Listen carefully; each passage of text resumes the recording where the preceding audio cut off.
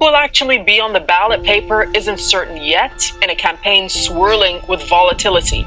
World leaders are preoccupied with an uncertain global economic and political outlook, a widening East-West divide, and international involvement in major wars in Ukraine and Gaza. But what do American voters worry about? Who will they pick in an election that has global implications? Regardless of who wins, the issues remain the same.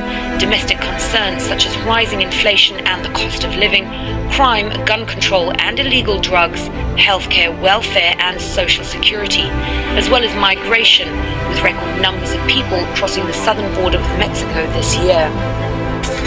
Yes, it's very true. To be a US president, you must have lived in the country for about 14 years and you must be at least 35 years of age and also must be a citizen of the United States of America. But is this sufficient enough? Is this true? What are the other secrets? What are the true secrets for one to end up on the ballot paper and also finally ends up in the White House as the US president? Well, my friends, these questions and more pushed me into a 4 weeks research to find out what are the actual secrets. What are the actual moves the American government takes, the American state takes in order to select who's gonna be the most representative, the most suitable candidate as the next US president. Just make sure you hit the like and subscribe button as I take you through what I was able to find out. But before we take this further, I would like to remind you that the purpose of this video is just to make sure that we are in position to have our questions like who could be the next US president answered, and also how can we get to know who are those secret individuals, who are those secret companies that are the key determinants in who's to be the next US president, and what are the actual secrets that go behind what takes place behind the scenes when it comes to who's gonna be the next US president.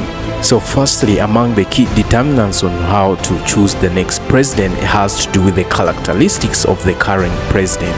So there are big corporations, there are big firms that are entrusted with the activity of analyzing the current figure and the characteristics of the current president. Then based on these findings, big firms and policymakers, big corporations are able to determine whom they're going to support by all means and whom they're going to push forward ahead as their next president. The person that gets to be chosen must be able to keep the image of the country as the superpower.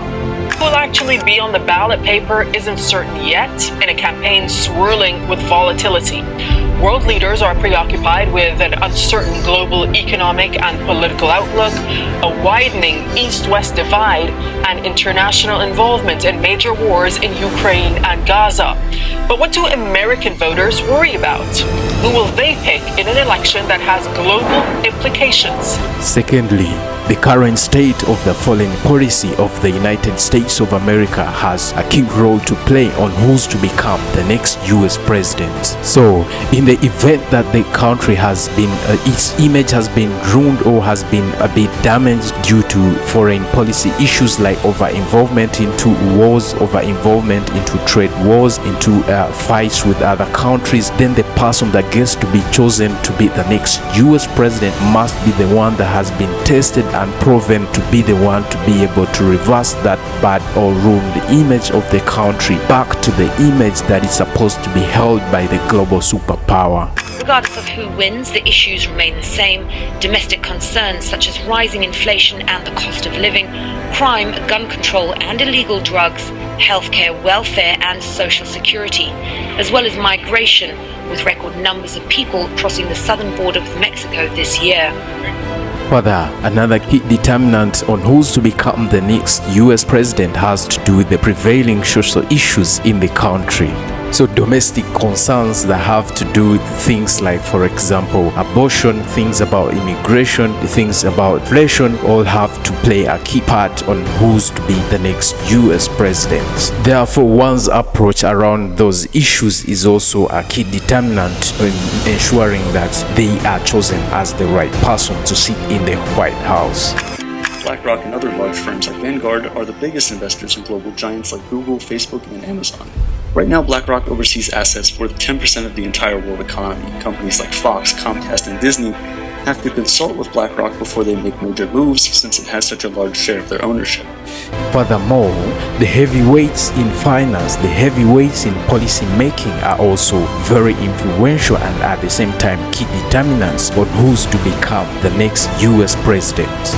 It should be noted that America is full of billionaires, is full of corporations, is full of heavy and rich families that have accumulated wealth over a long period of time. Therefore, literally these companies, these individuals, these wealthy families also have a big hand on who's to get selected as the next US president. Therefore, my friend, conclusively we are able to see that from this research that in order for one to become the next US president, characteristics of the current president are very key, and also the current state of the foreign policy and also the prevailing social issues around immigration, abortion, gun violence, etc. are also key, and then also the influence of the super powerful, the superpower firms, individuals and wealthy families are also very key on who's to become the next US president, on who gets to have the chance of being in the White House. In the same tone, I would like to invite you to share your comments about this video. What else do you think are the determinants of who's to be the next US president? Please share all that in the comment section, and also remember to like and subscribe unto